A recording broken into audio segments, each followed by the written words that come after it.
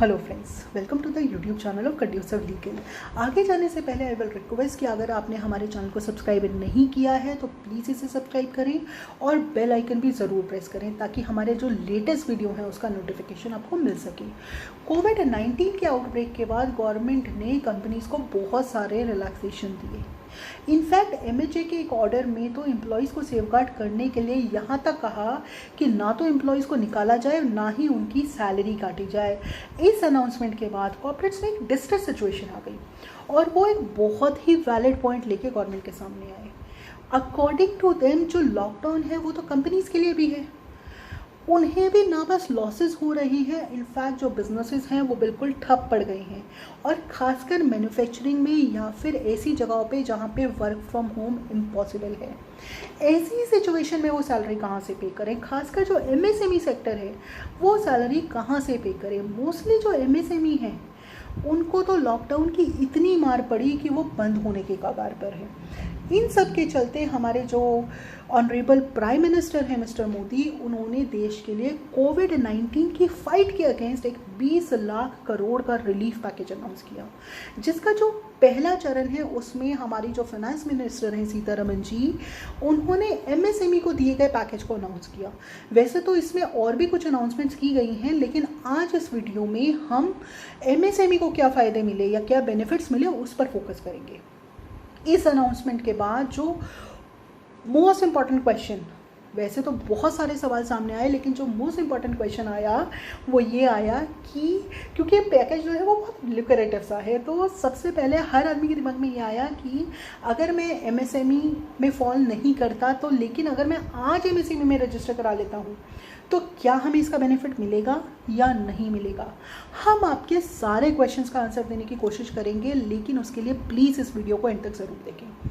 हमारे जो finance minister हैं उन्होंने कहा कि हमने एमएसएमई के लिए 6 तरह की योजनाएं बनाई हैं। सबसे पहले तो एमएसएमई की जो डेफिनेशन है, ये जो क्वेश्चंस आए ना कि क्या हम अब रजिस्टर करा लें, उसका बेसिक कारण ये है कि जो एमएसएमई की डेफिनेशन है उसे ब्रॉड कर दिया गया। पहले जो इसका कैटेगराइजेशन होता था कि कोई एंटिटी जो है वो एमएसएमई में फॉल करेगी या नहीं करेगी, वो इन्वेस्टमेंट बेस्ड होता था, जिसकी जो लिमिट थी वो मैन्युफैक्चरिंग और सर्विसेज के लिए अलग अलग थी। इसमें जो सबसे पहला काम किया गया वो ये किया गया कि अब ये जो लिमिट है मैन्युफैक्चरिंग और सर्विसेज के लिए वो दोनों के लिए सेम कर दी गई है, जो एक बहुत अच्छा स्टेप है। लेकिन अब डेफिनेशन में इन्वेस्टमेंट के साथ साथ टर्नओवर को भी ऐड कर दिया गया। फॉर एग्जाम्पल, पहले अगर मान लीजिए माइक्रो की जो डेफिनेशन थी उसमें मैन्युफैक्चरिंग सेक्टर के लिए जो इन्वेस्टमेंट का क्राइटेरिया था वो 25 लाख रुपए था और सर्विसेज का 10 लाख था। उसे अब बढ़ाकर, क्योंकि अब दोनों के लिए जो है वो सेम है, तो उसे बढ़ाकर दोनों के लिए 1 करोड़ कर दिया गया। यानी अगर आपकी कंपनी में इन्वेस्टमेंट 1 करोड़ या उससे कम है तो आप माइक्रो की कैटेगरी में फॉल करेंगे। बट इसके साथ ही आपको टर्नओवर भी चेक करना होगा। माइक्रो के लिए ये जो टर्नओवर है ये 5 करोड़ है, यानी to be a micro enterprise your investment should be less than 1 crore and your turnover should be less than 5 crore. ऐसे ही स्मॉल में जो इन्वेस्टमेंट है वो 10 करोड़ है और टर्नओवर 50 करोड़ या उससे कम होना चाहिए। और जहाँ तक मीडियम की बात है वहाँ पे इन्वेस्टमेंट 20 करोड़ और टर्नओवर 100 करोड़ या उससे कम होना चाहिए। ऑल्दो जो मेरी अंडरस्टैंडिंग है उसके अकॉर्डिंग ये जो पैकेज है ये मैक्सिमम लोगों तक बेनिफिट पहुंचाने की इंटेंशन से दिया गया था। बट इसमें टर्नओवर का क्राइटेरिया ऐड करने के बाद ये जो डेफिनेशन है वो बहुत स्ट्रिंजेंट बना दी गई है और बहुत सारी कंपनियां जो अब तक इन्वेस्टमेंट कम होने की वजह से एमएसएमई में आती थी वो इस रिजीम से बाहर हो जाएंगी, वो ये बेनिफिट अवेल कर ही नहीं पाएंगी। बट हाँ, अगर इसकी जो डेफिनेशन है इसे इस तरह से चेंज किया जाता, फॉर एग्जांपल अगर मैं माइक्रो की डेफिनेशन की बात करूं, अगर इसमें लिया जाता कि वो कंपनीज इसमें फॉल करेंगी जिसमें जो इन्वेस्टमेंट है वो 1 करोड़ या उससे कम हो या फिर टर्नओवर 5 करोड़ या उससे कम हो, तो ज़्यादा एंटिटीज़ को इसका बेनिफिट मिल सकता था। बट एज ऑफ नाउ अगर हम बात करें तो हमें दोनों पैरामीटर चेक करने होंगे, इन्वेस्टमेंट भी और टर्नओवर भी। ये तो हुई बात डेफिनेशन की। अब आते हैं बेनिफिट्स पे। पहले देख लेते हैं कि ऑलरेडी एमएसएमई के पास क्या बेनिफिट्स अवेलेबल हैं, फिर उसके बाद देखेंगे कि आपके हिस्से इस रिलीफ पैकेज में क्या आएगा और कैसे। एग्जिस्टिंग बेनिफिट्स की अगर हम बात करें तो सबसे पहला बेनिफिट जो आज भी एमएसएमई के पास अवेलेबल है वो है कोलेटरल फ्री बैंक लोन। इसके अलावा जो एमएसएमई को मिलता है वो है पेटेंट की रजिस्ट्रेशन फीस पे 50% ऑफ, साथ ही साथ आपको इनक्यूबेटर फंडिंग भी मिल सकती है up to 75 to 80% of your project. और इसके साथ ही आपको जो मोस्ट इम्पॉर्टेंट है वो है प्रोटेक्शन अगेंस्ट डिलेड पेमेंट, वो भी आपको इसमें मिलता है। यानी आपकी जो पेमेंट्स हैं वो 45 डेज़ में हो जाएंगी, नहीं तो आपको उसके ऊपर इंटरेस्ट मिलेगा। अब आते हैं आज के मोस्ट हॉटेस्ट टॉपिक कि आत्मनिर्भर भारत की जो स्कीम है उसके अंडर जो रिलीफ अनाउंस किए गए हैं वो क्या हैं और वो आपको कैसे मिल सकते हैं। सबसे पहले बात करते हैं 3 लाख करोड़ के कोलेटरल फ्री ऑटोमेटिक लोन की for businesses and MSME. 3 lakh crore का जो एक कोलेटरल फ्री लोन है ये आपको कम इंटरेस्ट रेट पे दिया जाएगा। अगर मैं बात करूं तो अभी जो ड्राफ्ट इशू किया गया है according to that up to 9.5%, ये ड्राफ्ट है, मैं दोबारा से आपको बताना चाहती हूँ, according to that up to 9.5% जो बैंक है वो आपसे इंटरेस्ट इस पर ले सकते हैं। लेकिन ये जो लोन है ये आपको बिना किसी गारंटी के दिया जाएगा। और ये जो 3 लाख करोड़ का लोन है इसमें जो मोस्ट इम्पॉर्टेंट और जो ट्रिगरिंग पॉइंट है वो ये है कि ये ऑटोमेटिक लोन है, क्योंकि बहुत से लोगों के मन में ये सवाल आता है या ये संशय होता है कह लीजिए कि जब आप बैंक के पास लोन लेने जाते हो तो वो अप्रूव नहीं होता, स्कीम तो बन जाती है लेकिन बेनिफिट नहीं मिलता, इसीलिए इसे ऑटोमेटिक रूट में रखा गया है। इसमें जो इमरजेंसी क्रेडिट लाइन है जो इस्टेब्लिश की जाएगी बैंक या एनबीएफसी से, उसके लिए आपको कुछ कंडीशंस फुलफिल करनी पड़ेगी।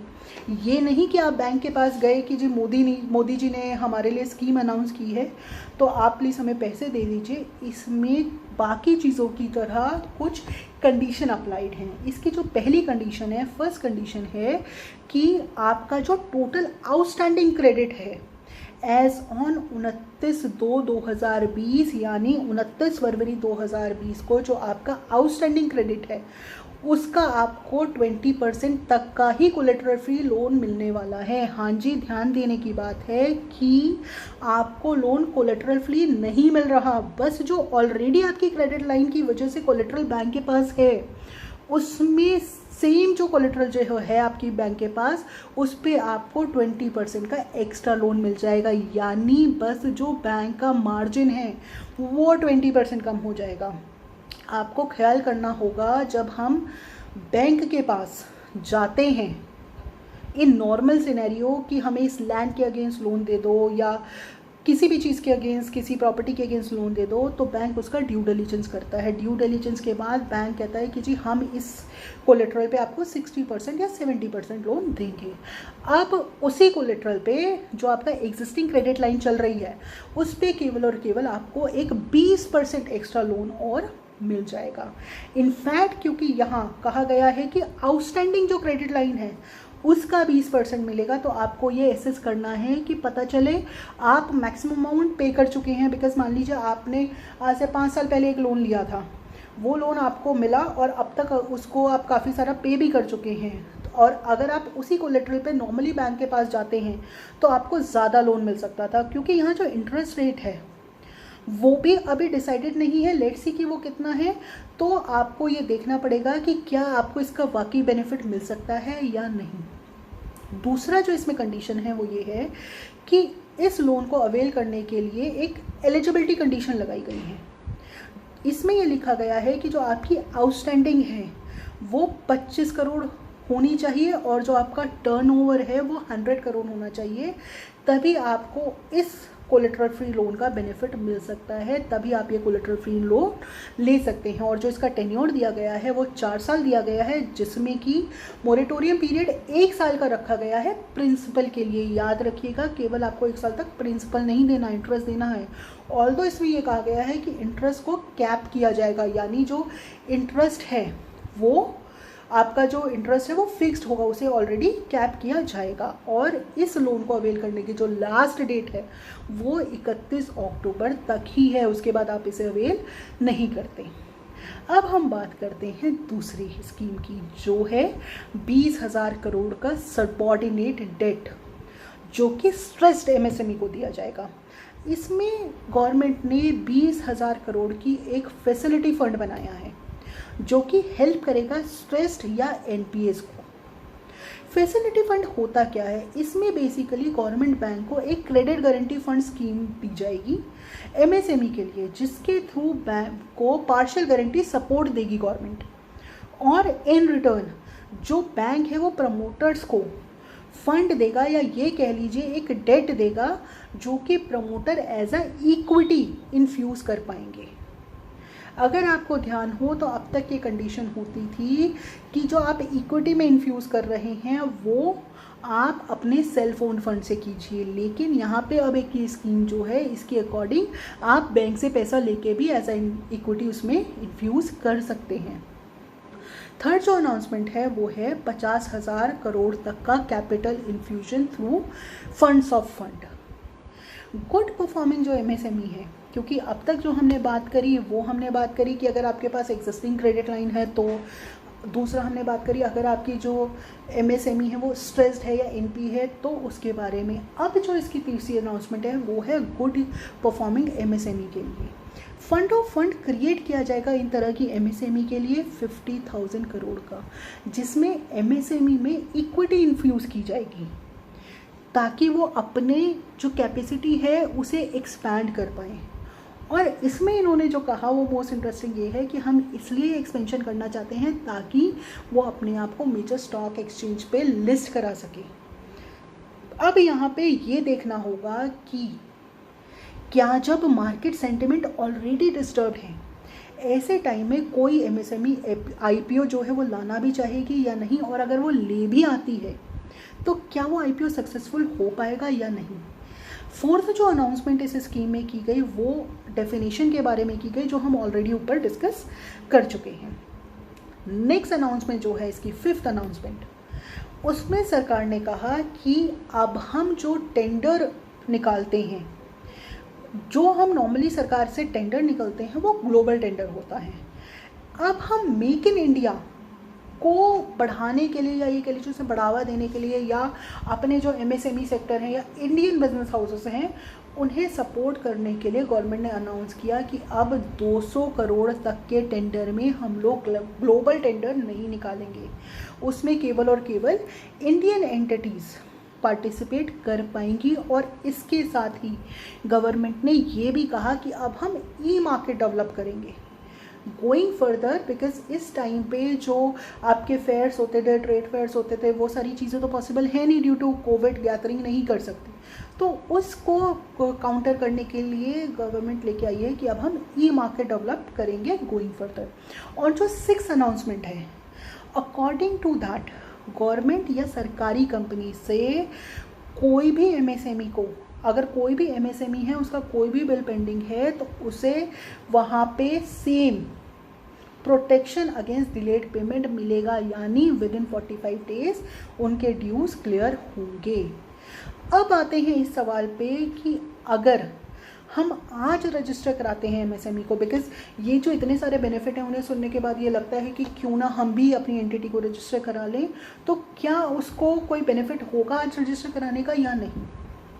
जहाँ तक कोलेटरल फ्री लोन की बात है तो वो एमएसएमई को पहले भी मिलता था, बट ये जो आत्मनिर्भर वाले पैकेज का जो 3 लाख करोड़ का जो कोलेटरल फ्री लोन है वो नई एंटिटीज़ को नहीं मिलेगा, क्योंकि इसमें साफ कहा गया है कि ये आपके जो एग्जिस्टिंग क्रेडिट लाइन है उसके 20% तक मिलेगा। तो यानी जो नई एंटिटीज़ हैं उसे इसमें टोटली रूल आउट कर दिया गया। और जो दूसरा है 20,000 करोड़ का सबऑर्डिनेट डेट, ये भी नई एमएसएमईज को नहीं मिलेगा। अब आप सोचेंगे अगर हमें कुछ मिलेगा ही नहीं तो हम करें क्या, क्या हमें कुछ मिलेगा भी या नहीं।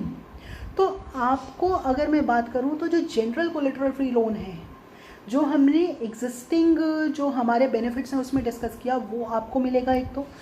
दूसरा, अगर जो गवर्नमेंट टेंडर्स हैं उसके लिए आप एलिजिबल हो सकते हैं, लेकिन प्रोवाइडेड दैट कि उसमें भी कोई मिनिमम क्राइटेरिया ना हो, बिकॉज बहुत सारे टेंडर होते हैं कि जी आपकी एमएसएमई कम से कम 3 साल से रजिस्टर होनी चाहिए या 5 साल से, तो वो क्राइटेरिया अगर नहीं हुआ तो आपको मिल सकता है।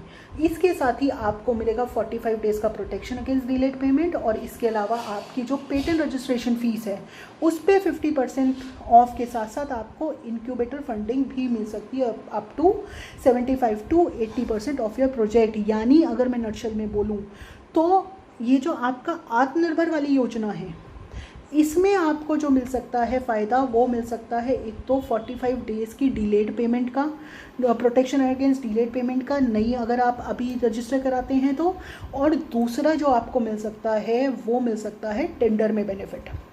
लेकिन अगर हम क्रेडिट लाइन की बात करें तो एज सच मुझे और मेरे एनालिसिस के हिसाब से कोई भी फ़ायदा आपको नहीं मिल सकता। तो भेड़ चाल में आनन फानन में रजिस्ट्रेशन मत कराइए, पहले आप एनालाइज कीजिए कि क्या आपको ये रजिस्ट्रेशन चाहिए भी या नहीं। तो ये था एमएसएमई के लिए अनाउंस बेनिफिट्स का सिनॉप्सिस।